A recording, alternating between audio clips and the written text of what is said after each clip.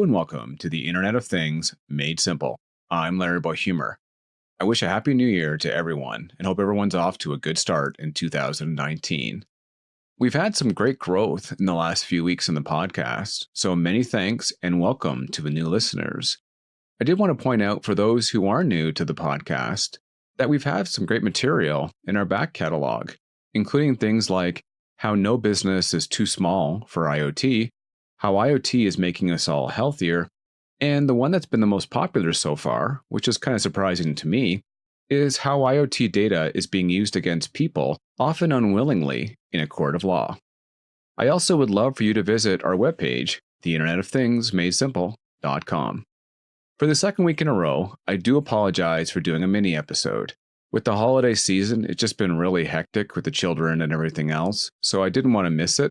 So I decided to do a second mini episode. Not to worry, full episodes return next week. As always, I love getting feedback on everything that I do, things like podcasts and blog posts, and I don't really care if it's good, bad, or ugly. I just like interacting with people on these things. Most people have reached out to me on Facebook and LinkedIn, and I highly recommend and ask that you do so as well. The previous episode that I did seemed to get a lot more response than I'm used to, and definitely a lot more criticism than I'm used to. This was the episode on why you should not buy a 5G phone in 2019. The feedback I received was mostly from people who are in the cell business, so cell carriers or dealers, people in those lines. And a lot of them were quite happy that I did it, to say, well, it's about time someone spoke about this. But the majority were more angry, saying, you're just talking bad about our industry and you shouldn't be doing that. Well, I do believe that there were valid points. I obviously stand by what I said. And if you do any kind of Google searches, you'll see that there's a lot of podcasts and articles along the same lines. So I stand by what I said.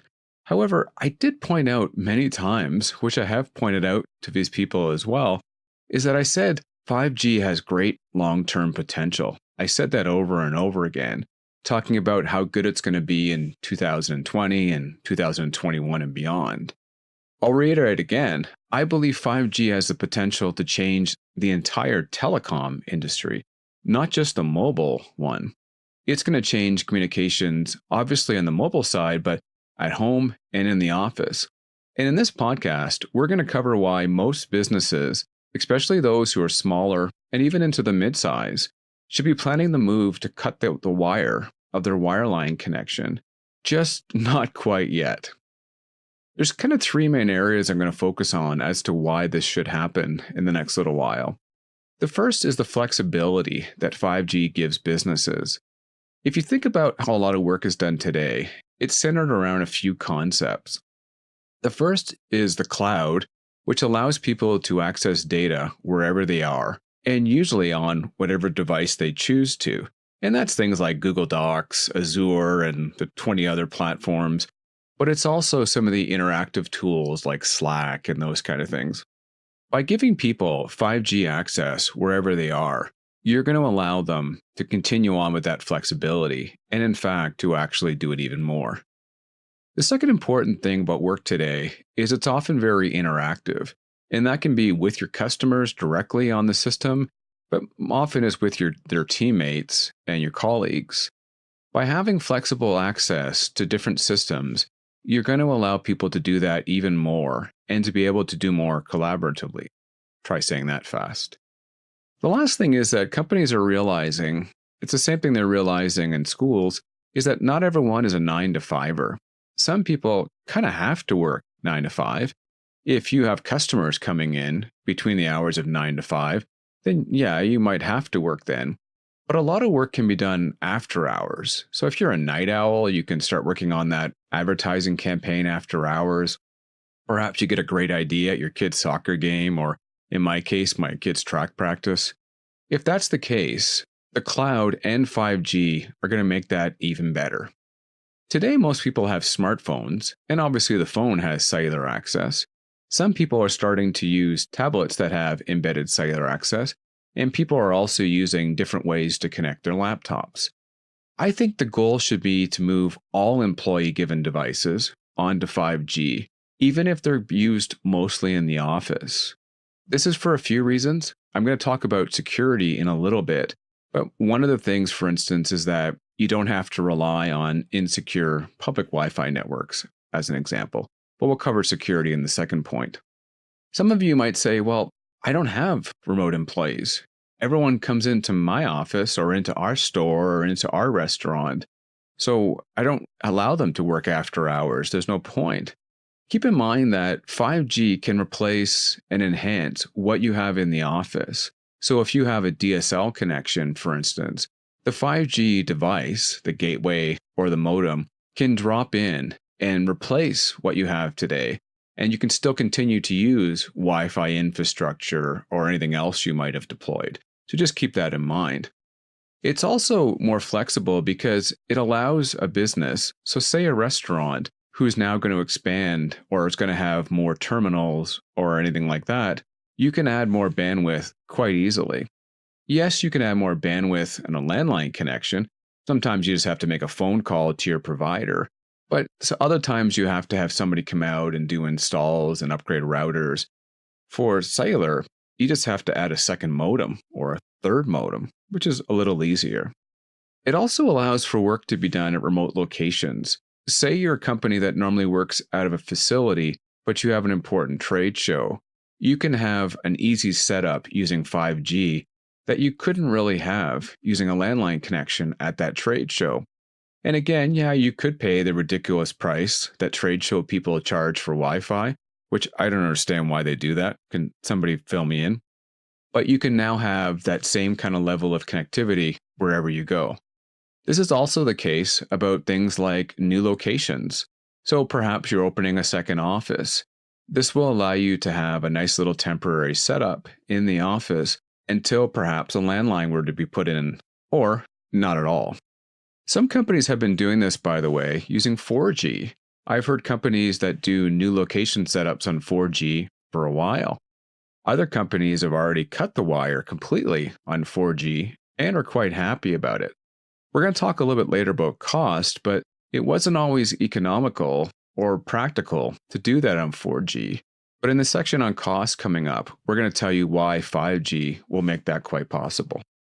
The second main area has to do with security, and I'm talking about network security here, but also device security as well. You might say, well, I run a bakery. I'm not really concerned about somebody hacking in. I don't have much to hack into. It doesn't really matter. If you accept any kind of point of sale, if you do any kind of ordering online, especially if you store any kind of customer data, even the smallest business must be concerned about security nowadays. It's unavoidable. You might think, well, in the office, I had the IT guy, whatever his name is, I can't remember the guy that came in. He did the install work and he said it was pretty secure, so I'm pretty locked down. And you very well might be. But what if you are doing some work on the road? What if you are doing work, for instance, at a trade show or an event? There's so many stories about issues with public Wi-Fi that why would you want to have access across that? The same goes for if you do have employees working at home, because do you really know how secure their Wi-Fi network is? Do you know about the other devices that are sharing that Wi-Fi network with your device? Are they secure? Are they virused? You're not really sure. So, are you really secure with remote devices? One great thing about cellular networks, and that's been going on for a while, but I'm sure it's going to be enhanced with 5G, is that carriers have a lot of ability to lock down traffic.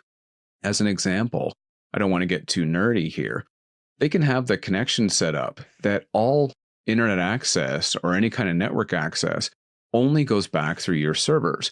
So that way, your employee couldn't use a device to actually go on Facebook or anything like that. I'm not sure you need to lock it down that much, but the ability is definitely there. Even if you don't decide to put that kind of system in place, there are ways to prevent your devices from accessing unknown sites or known bad sites. And those are solutions that are available from the carrier and definitely from security companies that help to mitigate threats.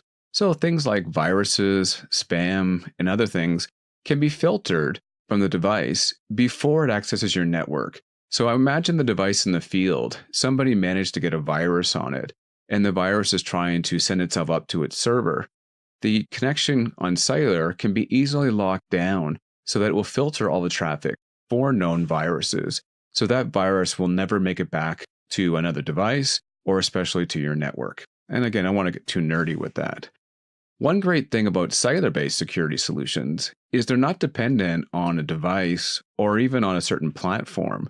They're going to work across any device that's accessing your network. So say someone loses their phone on the road, you can go into the store, buy a new phone, and that device automatically has the same kind of security and filtering just because it's using your specific cellular network or subnetwork from the carrier. So this is great for people who have those remote employees who don't always have access to IT guys remotely. The last part has to do with cost. And you might wonder, well, everything you just spoke about, I do very little of that.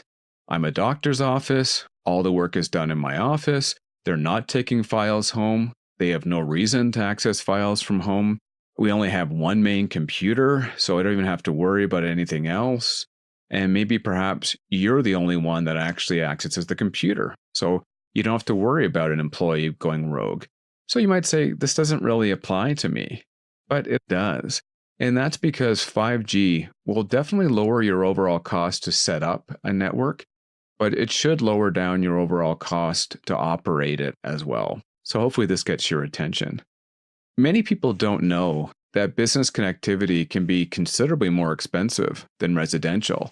That always kind of cracked me up because I can't imagine a restaurant using anywhere near as much data as what my kids do on YouTube. But for whatever reason, it can be multiple times more for a similar speed connection for a business than for the home.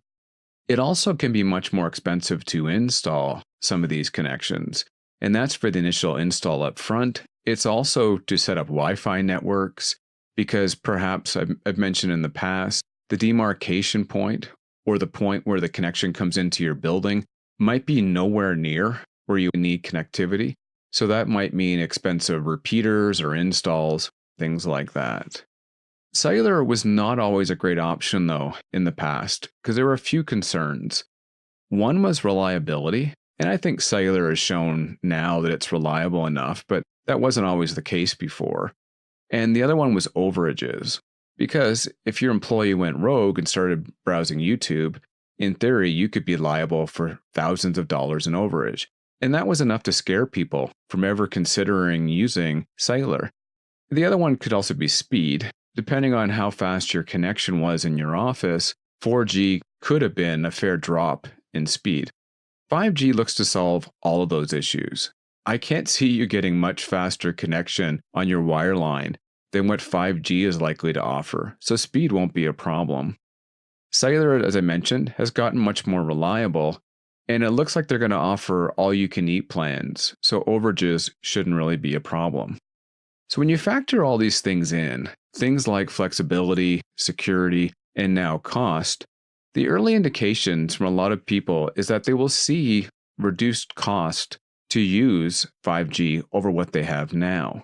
So I think most people should start to plan, depending on how long your plan cycles are, towards implementing 5G in all of your devices for your business sometime in 2020, maybe 2021 if you happen to live a little further away from an urban center.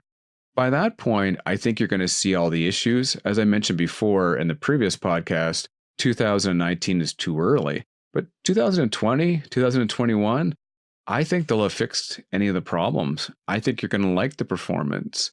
And I think it's going to make much more sense for most businesses to cut the wire.